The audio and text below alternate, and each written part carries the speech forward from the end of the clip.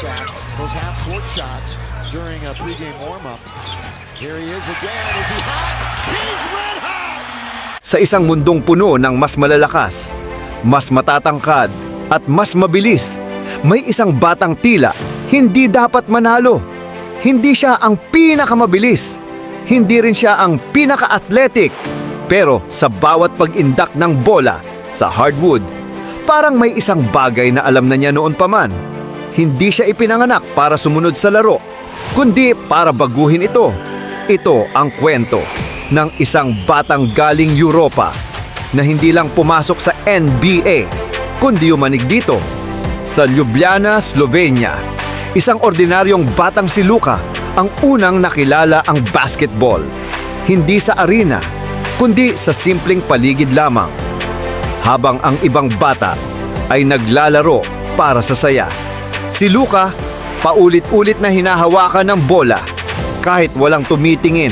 Sa murang edad pa lang, may kakaiba na sa kanya. Hindi siya pinakamabilis, hindi rin siya pinakamalakas, hindi rin siya pinakamataas. Pero may isang bagay siya na wala sa karamihan.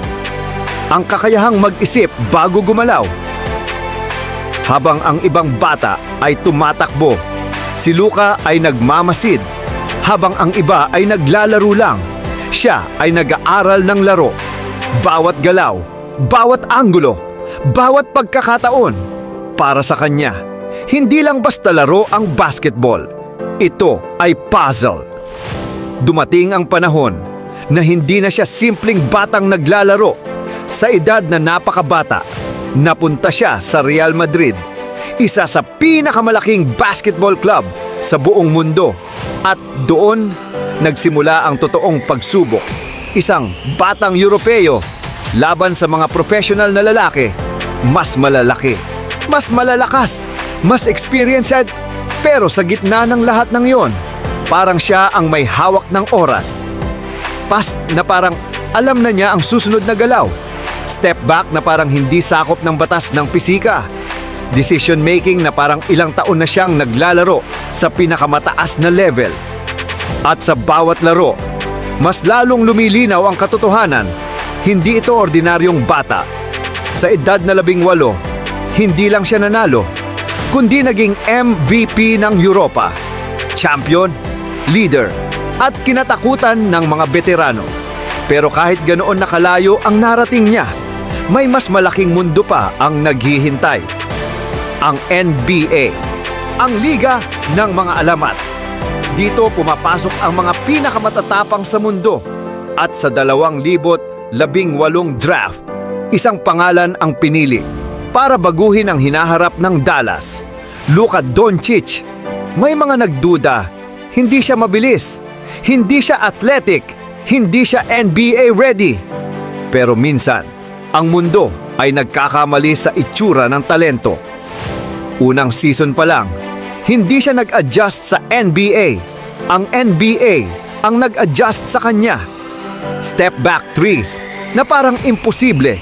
Passes na parang may mata sa likod ng ulo. Clutch shots na parang isinulat na ng tadhana.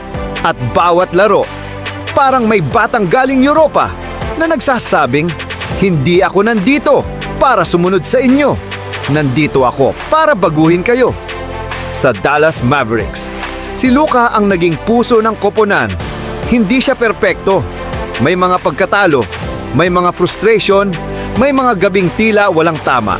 Pero sa bawat pagbagsak, lagi siyang bumabalik.